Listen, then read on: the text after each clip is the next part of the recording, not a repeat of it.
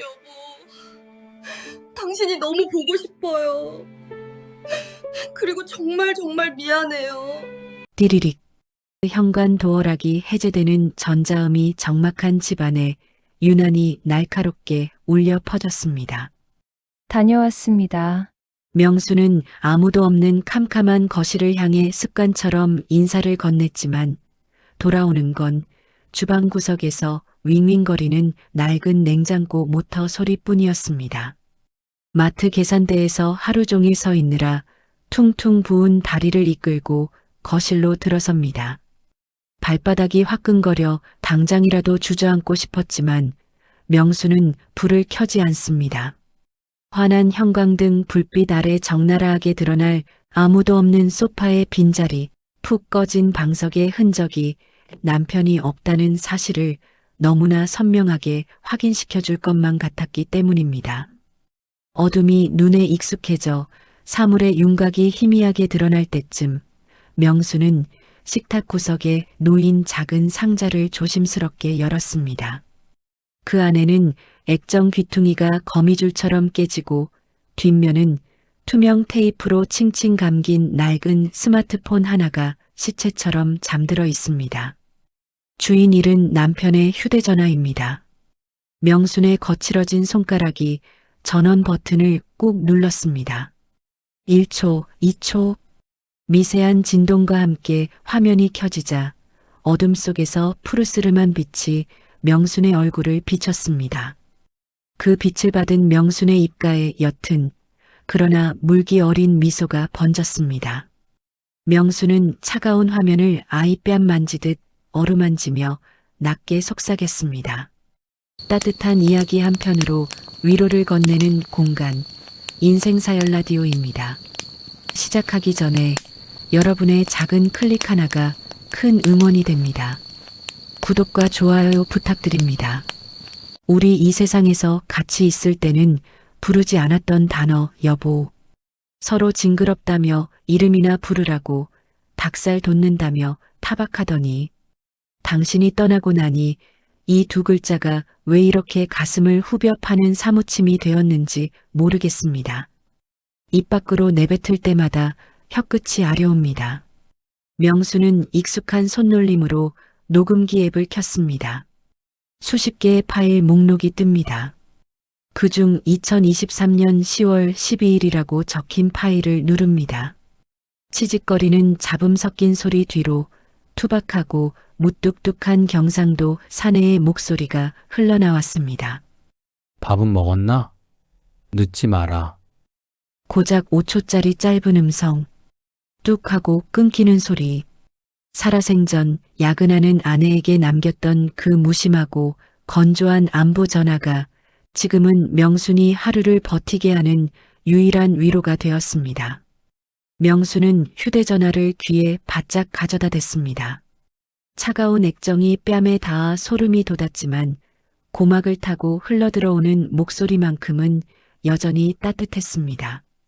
지금 이 순간에도 당신이 바로 옆 소파에 앉아 텔레비전 채널을 돌리며 툭 던지는 말만 같습니다. 아니, 없다는 것을 알면서도 명수는 그 사실을 부인하고 또 부인하고 싶어집니다. 응, 먹었어. 김밥 먹었어. 당신은? 거긴 춥지 않아? 이불은 잘 덮고 있어? 명수는 마치 통화하듯 허공에 대고 대답했습니다. 눈가에 맺혀있던 눈물이 무게를 이기지 못하고 주르륵 흘러내려 낡은 휴대전화 액정 위로 톡 하고 떨어졌습니다. 액정 위에서 퍼지는 물방울이 꼭 명순의 마음 같습니다. 살아있을 때 따뜻한 밥 한 끼 제대로 못 차려준 게 아파서 끙끙 앓을 때 당신 손 한 번 더 잡아주지 못한 게 그 무능하고 무심했던 내 자신이 오늘따라 미치도록 밉습니다. 그때 화면 상단 배터리 표시가 붉게 깜빡였습니다. 15%, 14%, 숫자가 줄어드는 게 마치 남편의 생명이 줄어드는 것만 같아 명수는 황급히 충전기를 찾았습니다. 잭을 꽂으려던 손이 멈칫했습니다. 화면이 절전 모드로 꺼지기 직전 낯선 폴더가 아주 잠깐 유령처럼 스치듯 떠올랐다 사라졌기 때문입니다. 잘못 본 걸까요? 노안이 와서 헛것을 본 걸까요?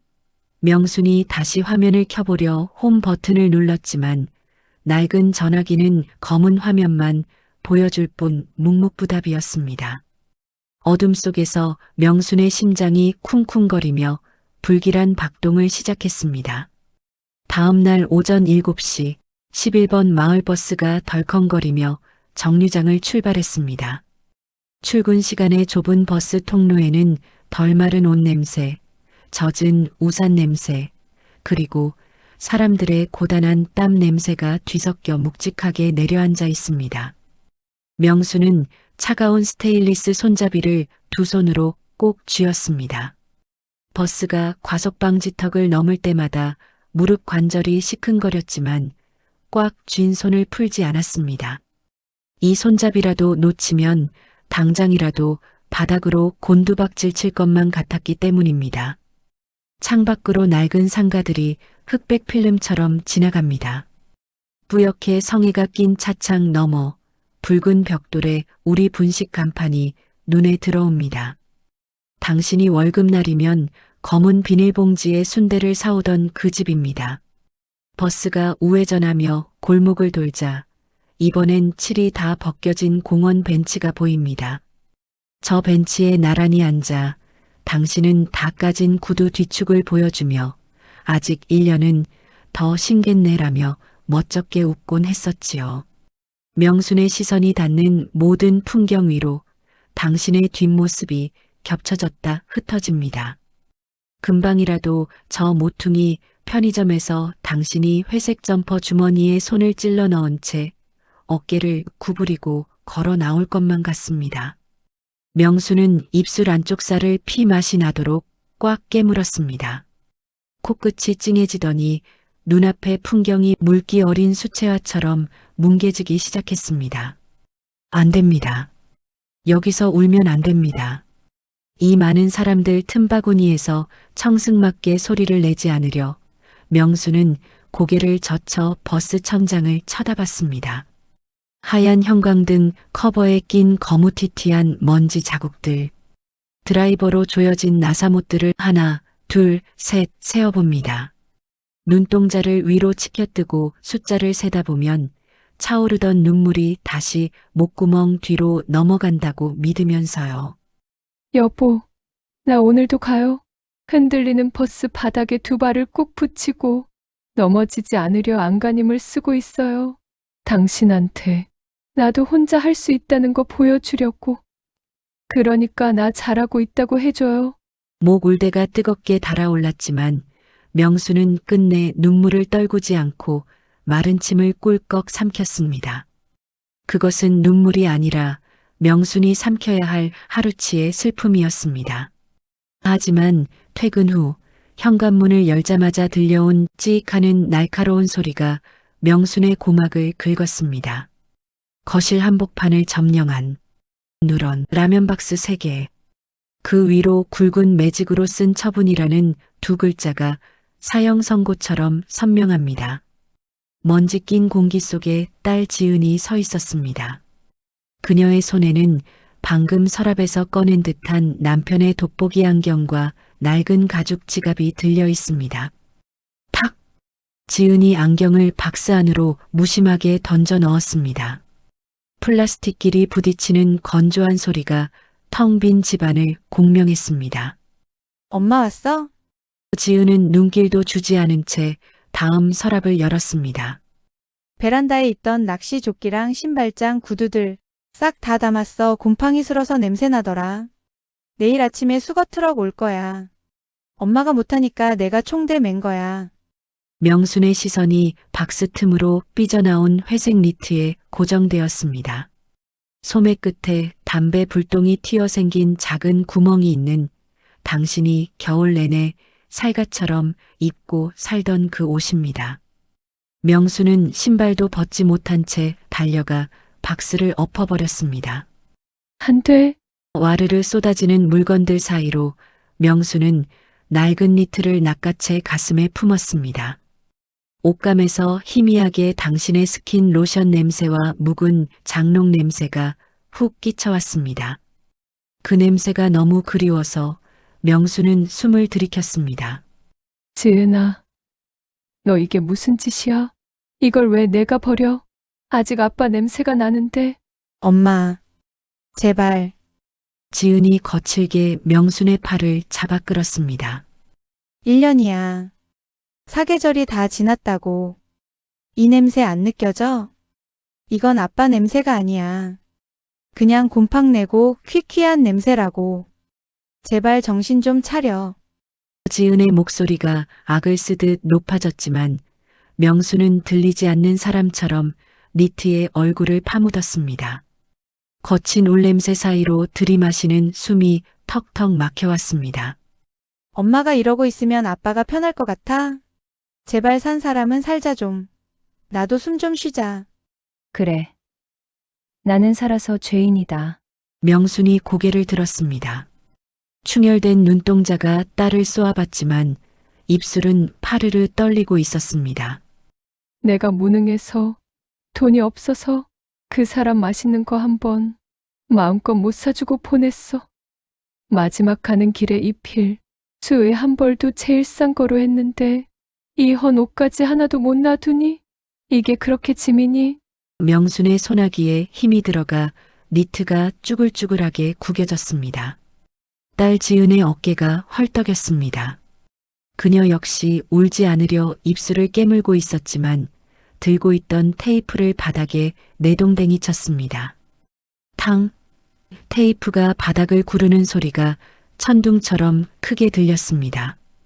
거실 바닥에 흩어진 남편의 물건들, 주인을 잃은 안경과 지갑이 마치 난파선의 잔해처럼 두 사람 사이에 떠다니고 있었습니다. 철컥. 지은이 안방 문을 잠그는 소리가 건조하게 울렸습니다. 그 작은 금소금 하나가 거실의 딸과 명순 사이를, 산자와 죽은 자를 기억하는 방식의 차이를 완벽하게 갈라놓았습니다. 명순은 문에 등을 기댄 채 스르르 미끄러져 주저앉았습니다. 차가운 장판 바닥의 냉기가 얇은 바지 위로 스며들었지만 명수는 일어날 생각이 없었습니다. 손에는 여전히 남편의 회색 니트가 들려 있습니다. 딸의 말대로 옷에서는 정말 퀴퀴한 곰팡내만 나는 걸까요? 명수는 다시 한번 옷에 코를 박고 깊게 숨을 들이마셨습니다. 아닙니다.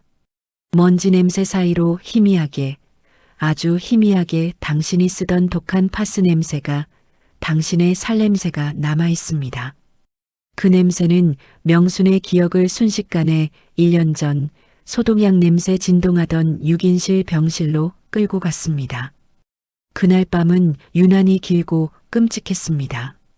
바로 옆 침대에 새로 들어온 환자가 밤새도록 가래 끓는 소리를 냈습니다. 컥, 컥, 그르륵. 기계가 고장 난 듯한 거친 숨소리가 좁은 커튼 틈을 비집고 들어와 명순의 신경을 톱질하듯 긁어댔습니다. 보호자 침대에서 쪽잠을 자던 명순도 괴로워 몸을 뒤척이는데 항암 치료로 온몸의 신경이 바늘처럼 곤두서 있던 당신은 오죽했을까요? 새벽녘 명순이 살며시 눈을 뜨고 봤던 당신의 등. 그 좁은 병원 침대 모서리에 위태롭게 매달려 얇은 환자복 위로 앙상한 척추뼈를 드러낸 채 잔뜩 웅크리고 있던 그 등. 당신은 아프다는 말 한마디 없이 베개를 머리 위까지 끌어올리고 두 손으로 귀를 틀어막고 있었습니다. 그 떨리는 어깨가 소리 없는 비명을 지르고 있다는 걸 알면서도 나는 모른 척 눈을 감았습니다. 사실 그날 낮에 간호사가 나를 불렀었습니다. 보호자님, 1인실 자리가 하나 났는데 옮겨드릴까요? 환자분이 통증 때문에 예민하시니까 조용한 데가 나으실 텐데. 그때 내 심장이 얼마나 쿵쾅거렸는지 당신은 모를 겁니다. 당장이라도 옮겨주세요. 제발 우리 남편 좀 편하게 해주세요. 라고 말하고 싶었습니다. 하지만 내 입에서 나온 말은 당신을 위한 걱정이 아니라 비겁한 돈 계산이었습니다. 저 하루에 얼마나요? 비급여라 45만 원입니다. 45만 원. 내 머릿속 계산기가 요란하게 돌아갔습니다.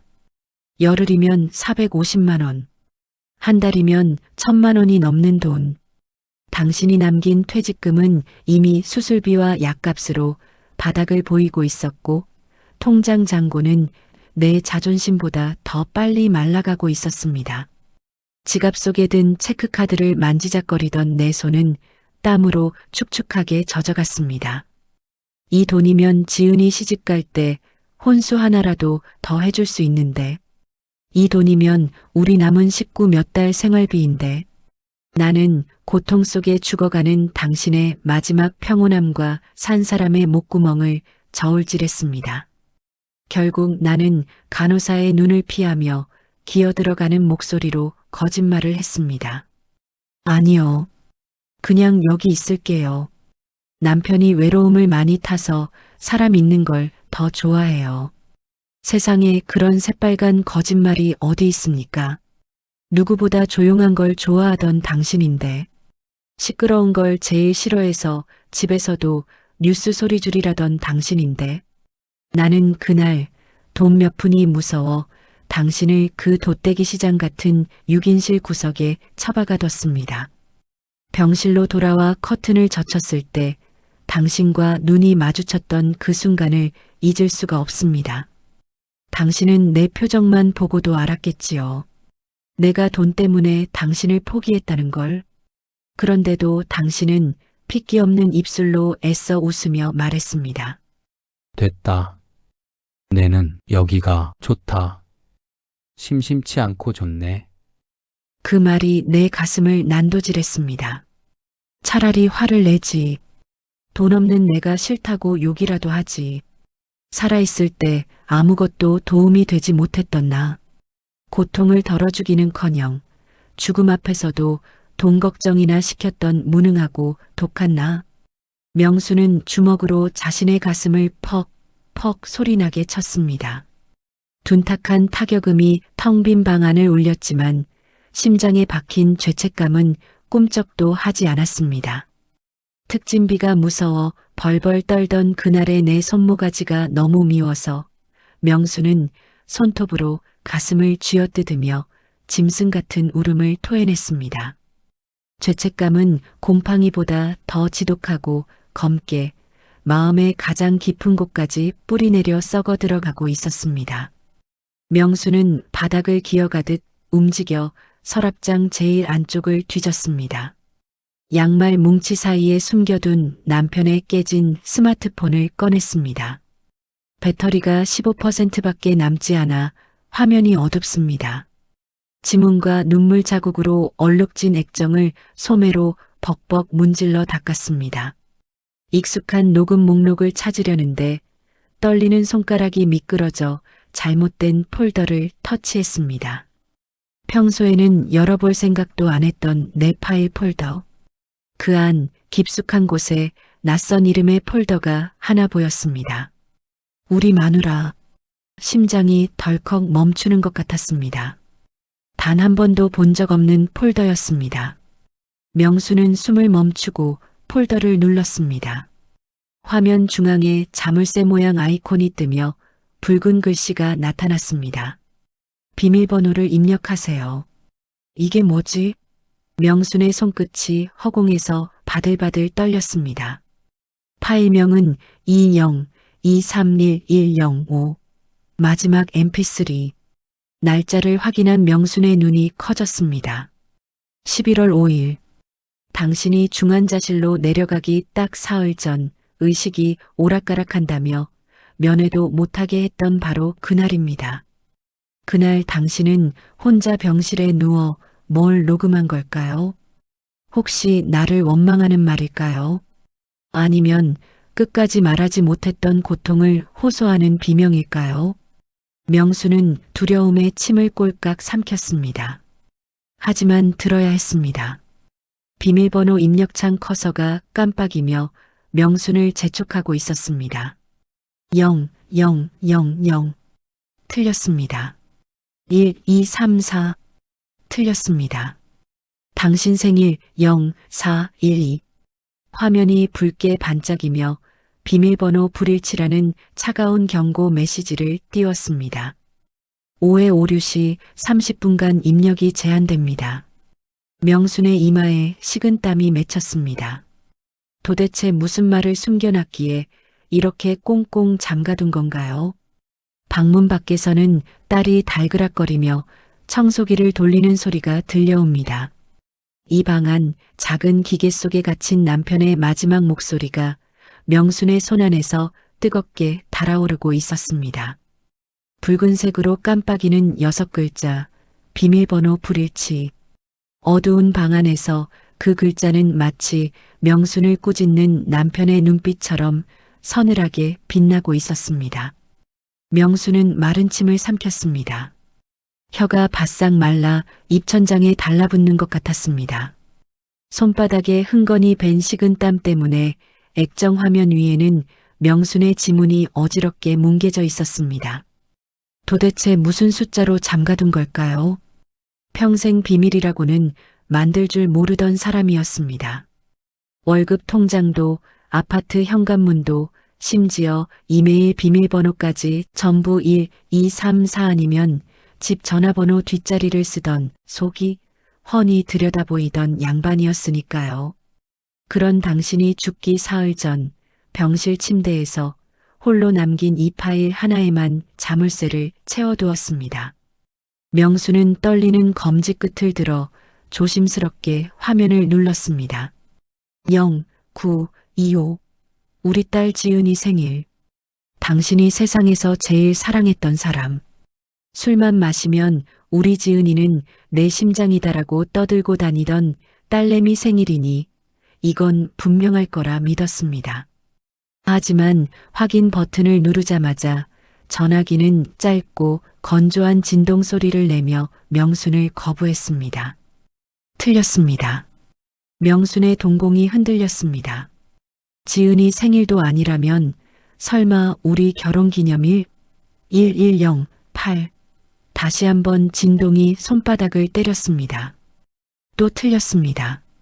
명순의 머릿속이 하얗게 표백된 듯 비어버렸습니다. 가족의 생일도 결혼기념일도 아니라면 도대체 당신에게 중요한 날이 또 언제였단 말입니까? 나는 당신의 아내로 30년을 살았는데 정작 당신 머릿속에 들어있는 숫자는 단 하나도 맞히지 못하고 있습니다. 명수는 무릎을 세우고 앉아 거스러미가 일어난 엄지 손톱을 잘근잘근 씹었습니다.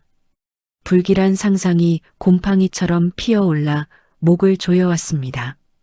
혹시 비밀번호를 걸어둔 이유가 내가 들어서는 안 될 말이라서 그런 건 아닐까요?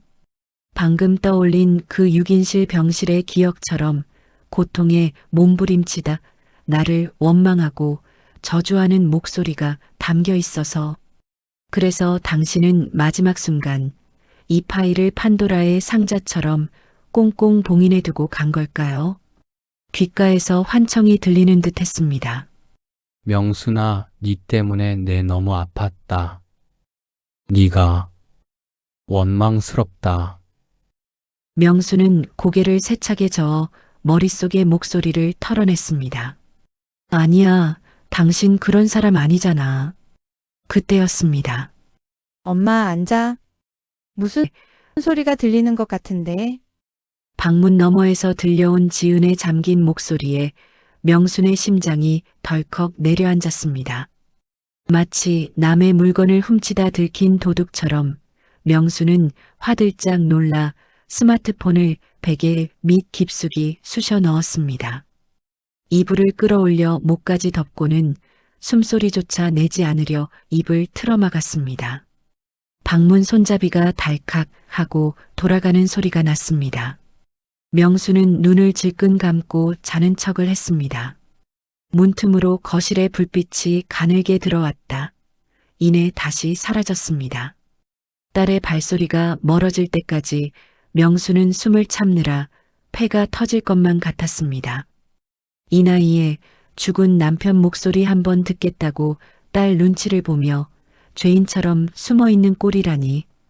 발소리가 완전히 사라지자 명수는 이불 속에서 다시 폰을 꺼냈습니다. 이제 남은 기회는 단 한 번뿐입니다. 이번에도 틀리면 오해 오리로 30분 동안 입력이 차단됩니다. 아니, 그보다 더 무서운 건 화면 상단에서 붉게 깜빡이는 배터리 경고등입니다. 15%, 10% 숫자가 뚝뚝 떨어지고 있었습니다. 충전기가 고장나 전원 공급도 안 되는 상황. 이대로 폰이 꺼지면 당신의 목소리는 영원한 어둠 속으로 사라질지도 모릅니다. 명순의 손이 허공을 맴돌았습니다. 당신이 좋아했던 숫자, 우리가 함께했던 약속. 아무리 기억을 쥐어짜도 떠오르는 건 고통으로 일그러진 당신의 마지막 얼굴뿐입니다. 어쩌면 나는 당신의 껍데기만 보고 살았지, 당신의 진짜 마음에는 한 번도 닿아보지 못한 무심한 아내였는지도 모릅니다. 손가락이 힘없이 바닥으로 툭 떨어지던 그 순간, 마지막 힘을 짜내듯 붉게 빛나던 화면이 스르르 눈을 감듯 어두워졌습니다. 폰이 꺼져버린 것입니다. 안 돼, 여보. 안 돼. 명수는 비명을 삼키며 꺼진 화면을 손바닥으로 마구 두드렸습니다. 검은색 유리 화면 위에는 절망으로 일그러진 자신의 얼굴만 희미하게 비칠 뿐 아무런 대답이 없었습니다. 가지 마. 나한테 할 말이 뭐였어? 제발 문 좀 열어줘, 여보. 명수는 먹통이 된 검은 기계를 가슴에 품고 몸을 웅크렸습니다. 그 차가운 감촉은 마치 영안실에서 마지막으로 만졌던 당신의 식어버린 뺨 같았습니다. 다시는 열리지 않을 것 같은 침묵이 어두운 방 안을 가득 메웠습니다. 전화기는 죽었습니다. 아무리 전원 버튼을 눌러도 애원하듯 화면을 문질러도 검은 화면은 꿈쩍도 하지 않았습니다. 충전기 단자를 이리저리 비틀어 꽂아보았지만 헐거워진 구멍은 이제 전기를 받아들이지 못했습니다. 명수는 차갑게 식어버린 폰을 아기처럼 가슴에 품고 방문을 열었습니다. 새벽 3시, 거실은 칠흑 같은 어둠에 잠겨 있었고 딸 지은의 방문 틈으로 규칙적인 숨소리만 새어나오고 있었습니다. 명수는 도둑고양이처럼 발소리를 죽여 거실 한 구석으로 기어갔습니다. 낮에 지은이 처분이라고 써 붙여놓은 그 누런 라면 박스. 명수는 손톱으로 박스 테이프 끝을 긁어내 조심스럽게 뜯었습니다. 직! 테이프가 떨어지는 소리가 고요한 새벽 공기를 비명처럼 찢을까봐 명수는 숨조차 쉬지 못했습니다. 박스 안에는 남편의 시간이 무덤처럼 쌓여 있었습니다. 유행 지난 넥타이, 반쯤 쓰다 만스킨 로션 냄새가 훅 끼쳐왔습니다. 명수는 손을 더듬어 구석에 처박힌 검은색 스프링 수첩을 찾아냈습니다. 병원에서 당신이 매일 볼펜똥을 묻혀가며 무언가를 끄적였던 그 수첩입니다. 혹시 여기에 비밀번호가 적혀 있을지도 모릅니다. 명수는 베란다 창가로 들어오는 희미한 가로등 불빛에 의지해 수첩을 펼쳤습니다. 항암 치료 때문에 손이 떨려 삐뚤빼뚤해진 당신의 글씨가 지렁이처럼 종이 위를 힘겹게 기어가고 있었습니다. 명수는 떨리는 손가락으로 당신의 글씨를 더듬었습니다. 종이의 질감이 거칠었습니다. 10월 20일. 통증이 뼈를 씹어먹는 것 같다. 새벽에 너무 아파서 신음이 터져 나오려는 걸. 이불을 입에 물고 참았다. 쪽잠 자는 명순이 깰까봐. 이 사람은 자고 있을 때 제일 예쁘다. 깨면 나 때문에 우니까. 내가 해줄 수 있는 건 이 사람 잠 안 깨우는 것밖에 없다. 명순의 눈시울이 왈칵 뜨거워졌습니다. 미련한 사람. 아프면 간호사를 부르지, 나를 깨우지. 그 새벽에 혼자 이불을 물고 얼마나 떨었을까요? 핏줄이 터진 눈으로 천장을 보며 고통을 삼켰을 당신을 생각하니 가슴이 미어집니다. 명순이 떨리는 손으로 다음 장을 넘기자 잊고 있었던 기억 하나가 툭 튀어나왔습니다. 11월 1일.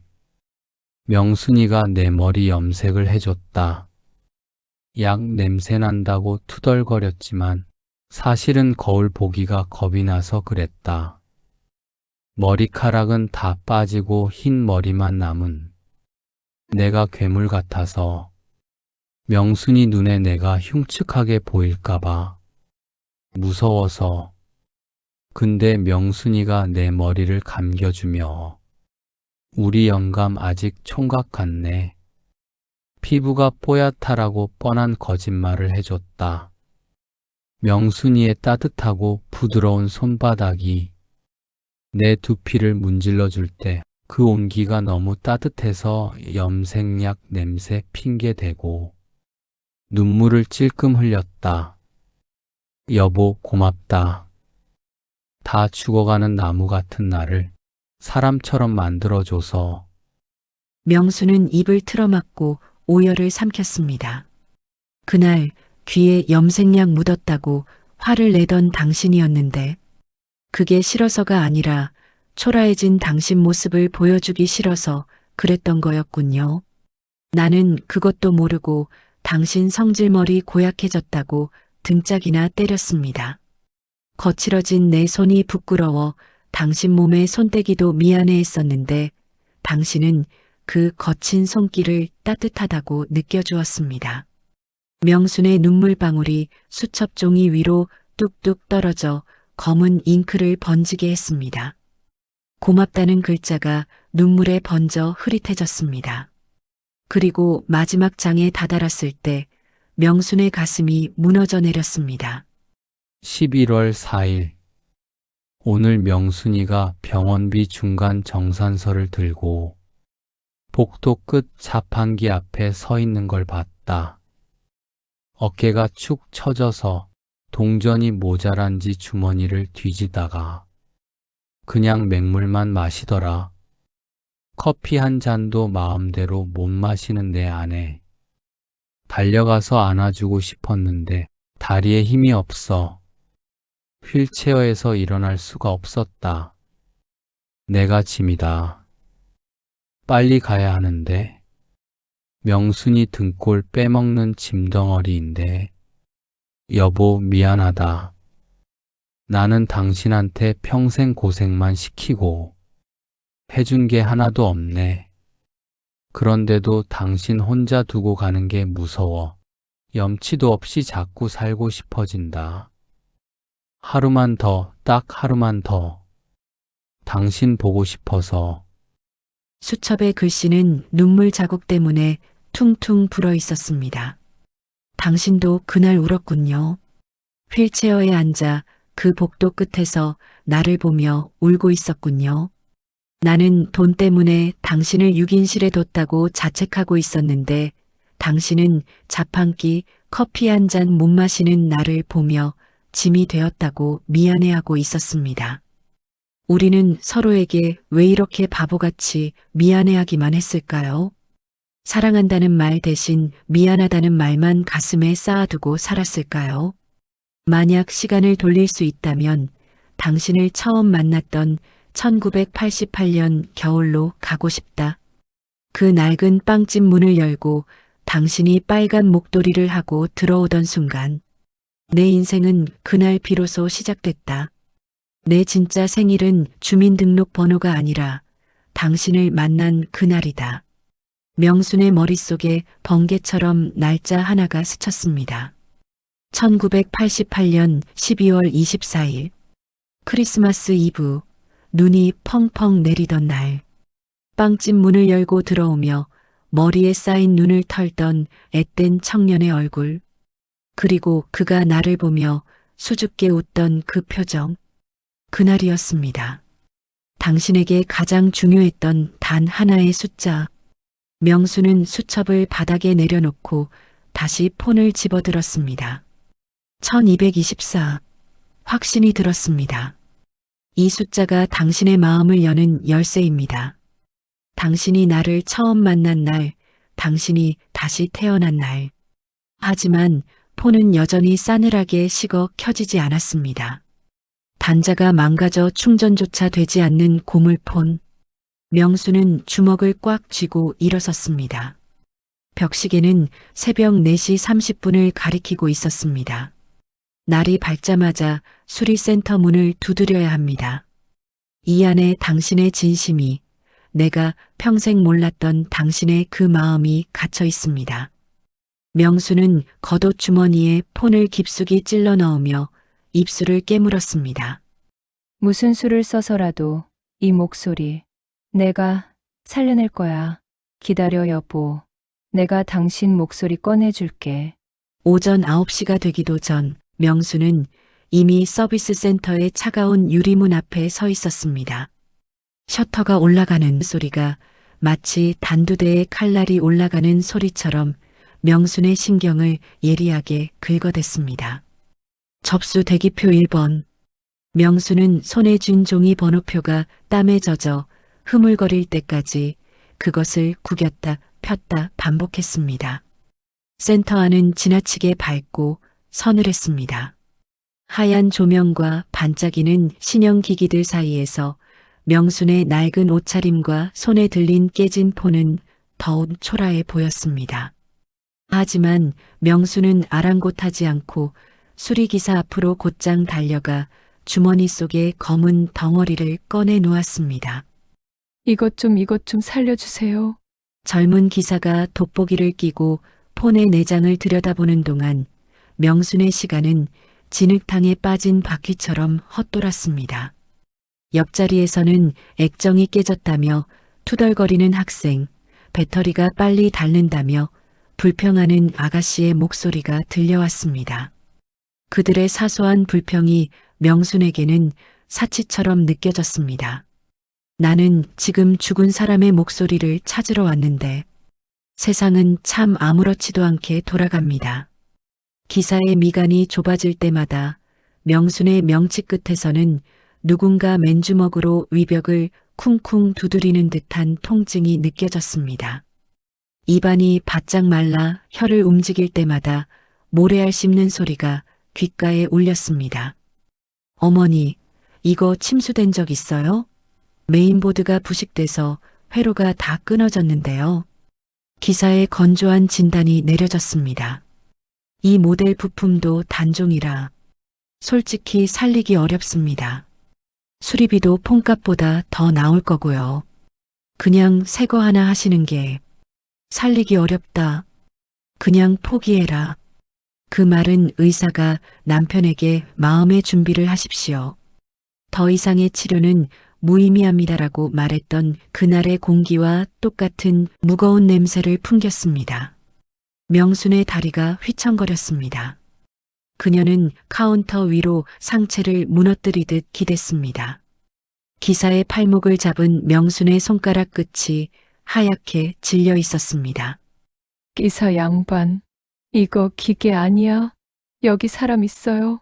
명순의 목소리는 갈라져서 쇳소리가 났습니다.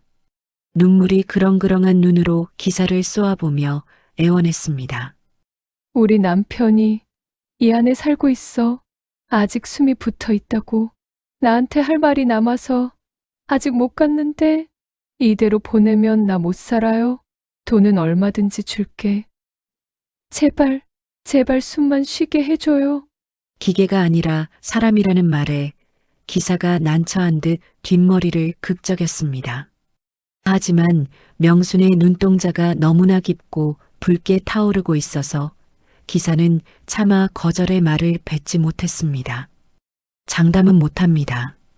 일단 해볼게요. 30분 같은 3시간이 흘렀습니다. 남 냄새와 타는 냄새가 진동하는 수리대 앞에서 명수는 망부석처럼 서 있었습니다. 다리가 퉁퉁 부어 터질 것 같았지만 앉을 수가 없었습니다. 그녀의 시선은 기사의 핀셋 끝에 매달려 있었습니다. 저 작은 금속 조각 하나가 붙느냐 떨어지느냐에 따라 남편과의 재회 여부가 결정됩니다. 기사가 인두기로 회로를 짖을 때 피어오르는 연기가 마치 남편의 영혼처럼 보였습니다. 마침내 기사가 긴 한숨을 내쉬며 전원 버튼을 눌렀습니다. 명수는 숨을 멈췄습니다. 폐 속의 공기가 다 빠져나가 현기증이 일었습니다. 검은 화면 중앙에 하얀색 제조사 로고가 희미하게 떠올랐습니다. 마치 심정지 환자의 모니터에 다시 심박동 그래프가 튀어오르는 것 같은 기적이었습니다. 어머니, 겨우 켰는데 이거 오래 못 버텨요. 메인보드가 거의 죽어서 언제 꺼질지 몰라요. 지금 바로 확인하세요. 기사가 폰을 건네자마자 명수는 낚아채듯 받아들었습니다. 액정의 미지근한 온기가 손바닥을 통해 심장까지 전해졌습니다. 살아있어줘서 고마워. 다시 나타난 붉은색 잠금 화면. 비밀번호를 입력하세요. 이번이 정말 마지막입니다. 이번에도 틀리면 영영 기회는 없습니다. 명순의 검지가 허공에서 잠시 떨렸습니다. 수첩에 적혀있던 그 날짜, 남편이 다시 태어난 날이라고 했던 그날. 명수는 숫자를 하나씩 꾹꾹 눌러 담았습니다. 1, 2, 4, 4개의 숫자가 화면에 채워졌습니다. 잠시 폰이 멈춘 듯 정지했습니다. 그 1초의 찰나가 영원처럼 길게 늘어났습니다.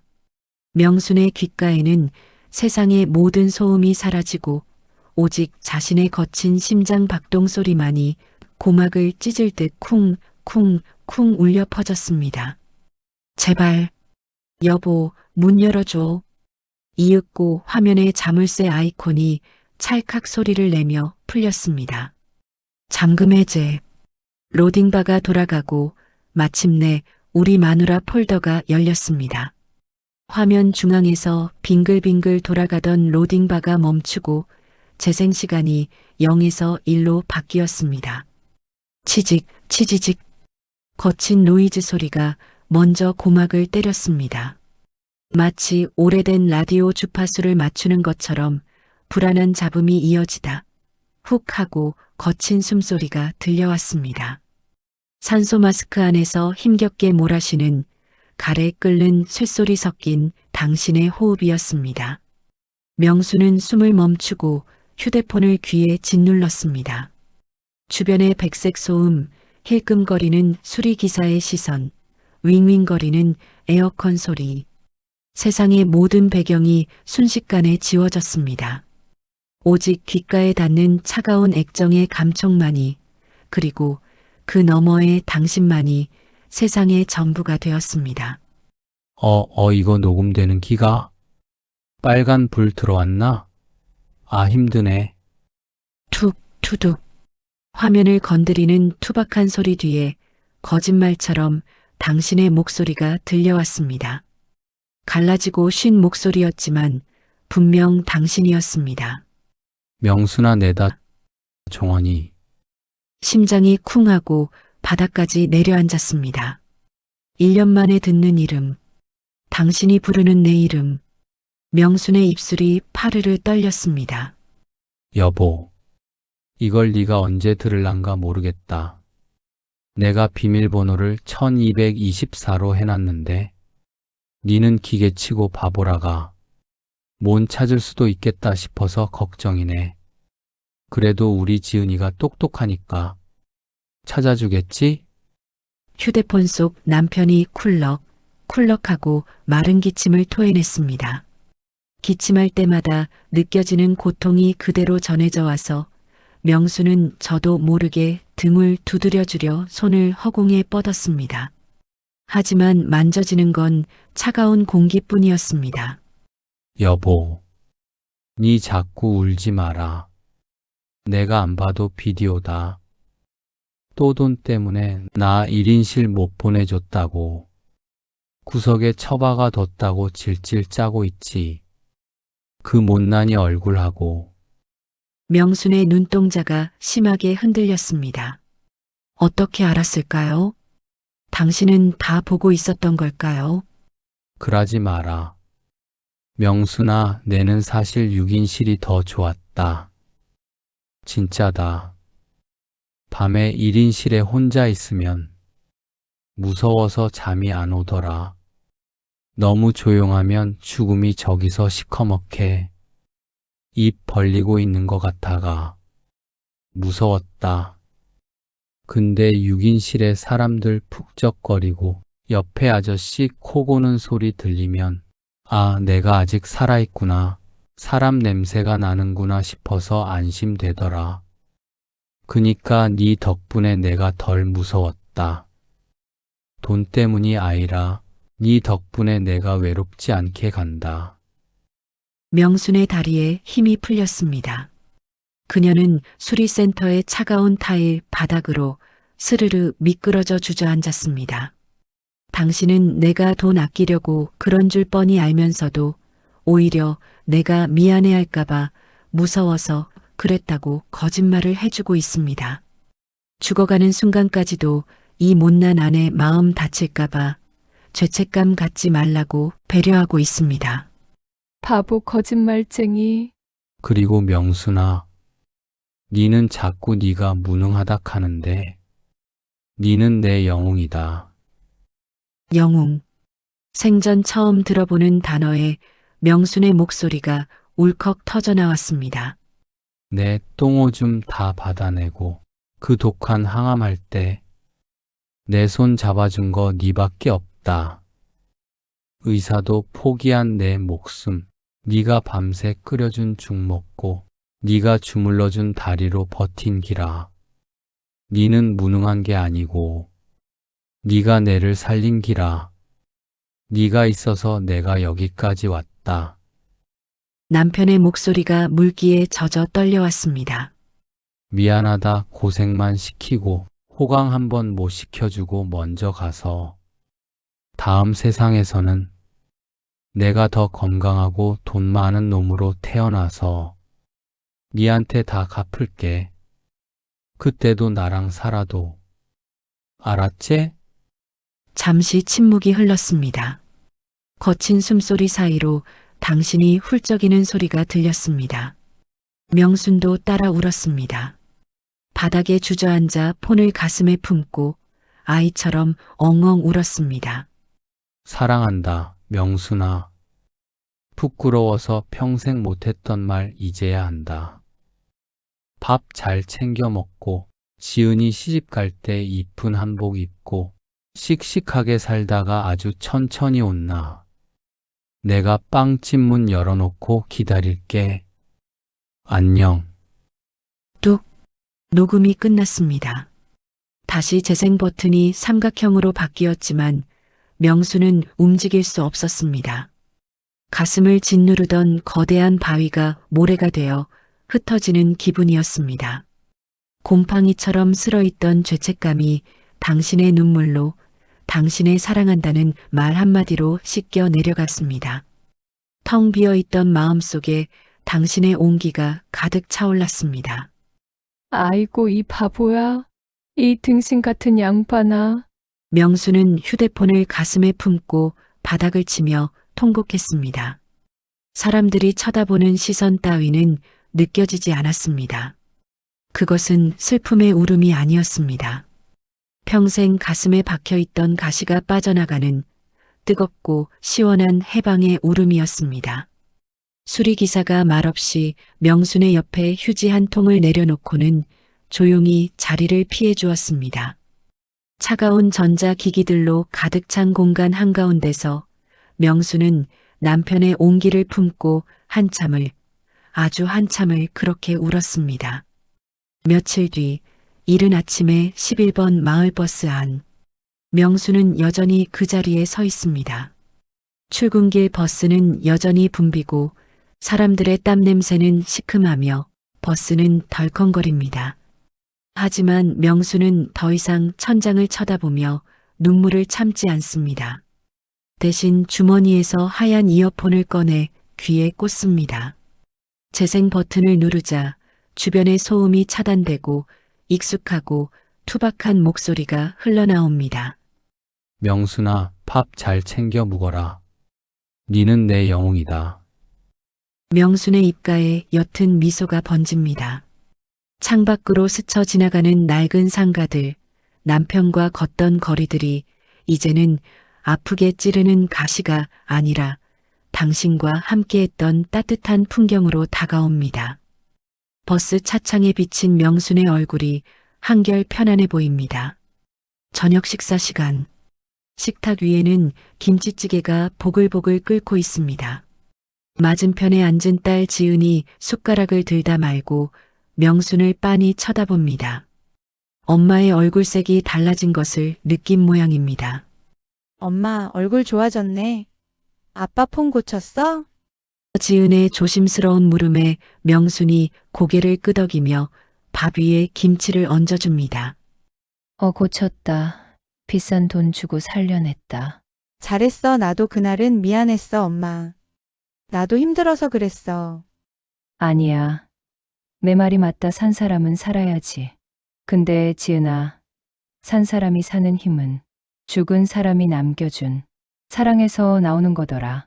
명수는 거실 한 구석을 바라봤습니다. 난장판이었던 박스들은 이제 말끔하게 테이프로 밀봉되어 가지런히 쌓여 있습니다. 버리는 것이 아닙니다. 창고에 잘 보관해 두었다가 그리울 때마다 하나씩 꺼내볼 추억으로 남겨두는 것입니다. 잘 보내주는 것입니다. 천천히 보내주자. 우리 지은이 시집 갈 때 아빠가 사준 구두 신고 가야지. 명수는 설거지를 마치고 방으로 들어와 책상 앞에 앉았습니다. 스마트폰을 켜고 1224를 누릅니다. 이제 이 숫자는 눈물의 숫자가 아닙니다. 남편이 남겨준 사랑의 좌표입니다. 명수는 펜을 들었습니다. 남편의 수첩 마지막 장, 그 빈 공간에 답장을 꾹꾹 눌렀습니다. 여보, 당신 거기서 평안히 잘 있지? 고통 속에서 헤어나서 푹 쉬고 있으리라 믿어. 지은이 걱정은 마. 내가 당신 목까지 열심히 예쁘게 잘 키울게. 정말 외롭고 힘들 때면 당신이 남긴 그 목소리 들으며 힘을 낼 거야. 나를 영웅이라고 불러준 당신 목소리 들으면 나 정말 슈퍼우먼이라도 된 것 같거든. 나 직장 나가는 거 알지? 다리도 아프고 진상 손님 때문에 속도 상하지만 나 꾹 참고 잘 해내고 있어. 당신한테 나도 할 수 있다는 거 보여주려고 말이야. 명수는 창문을 열었습니다. 밤하늘의 달이 유난히 밝고 둥급니다. 어디선가 불어온 밤바람이 명순의 뺨을 어루만지고 지나갑니다. 거칠지만 따뜻했던 당신의 손길 같습니다. 명수는 밤하늘을 향해 작게 속삭입니다. 가끔 버스 속에서 일하다가 문득문득 당신 생각이 나서 천장을 쳐다볼 때도 있겠지. 아직은 약해지지 않으려고 눈물을 삼키지만 언젠가는 당신 생각하며 웃을 날도 올 거야. 당신이 빵집에서 촌스럽게 웃던 그 얼굴 떠올리며 나도 따라 웃을게. 걱정 마 여보. 주위 식구들과 친구들이 너무 많이 힘을 주고 있어. 그러니까 나 열심히 살 거야. 당신이 말한 대로 씩씩하게. 명수는 이어폰을 빼고 스탠드 불을 껐습니다. 방 안이 어둠에 잠겼지만 더 이상 무섭거나 외롭지 않습니다. 그녀의 가슴 속에는 꺼지지 않는 목소리가, 영원히 닳지 않는 사랑이라는 배터리가 장착되어 있으니까요. 명수는 이불을 덮으며 편안하게 눈을 감았습니다. 꿈속에서는 당신을 만날 수 있을 것 같습니다. 1988년 겨울, 그 빵집의 문을 열고 들어가겠습니다. 주님께서도 우리 가족과 당신 지켜주시길 매일매일 빌게. 다시 올 때까지 안녕. 사랑해. 내 영웅.